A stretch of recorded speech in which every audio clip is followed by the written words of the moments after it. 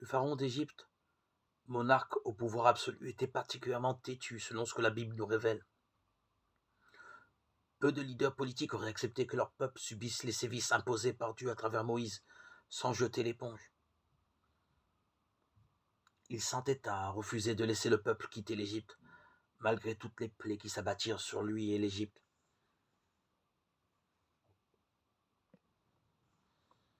Aux yeux des contemporains de Moïse, comment imaginer que Pharaon pouvait capituler?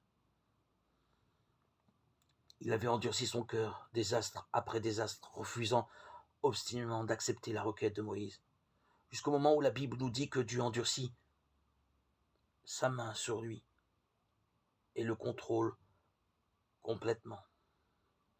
Puis un déclic se produit. Alors que Moïse ne semble pas obtenir de résultats positifs, nous lisons que désormais ce dernier devient quelqu'un de très respecté en Égypte. Même l'entourage de Pharaon le soutient, et ses anciens détracteurs parmi le peuple hébreu sont maintenant derrière lui. Que s'est-il donc passé? Le Seigneur amena les Égyptiens à considérer les Israélites avec faveur. D'abord, les Israélites qui avaient chassé Moïse du pays après le meurtre d'un Égyptien se rallient derrière lui. Puis les Égyptiens eux-mêmes. Le Dieu qui opéra un tel revirement de circonstances est le même Dieu qui dirige notre vie et qui est capable de faire en sorte que tout concourt à notre bien si nous lui faisons confiance.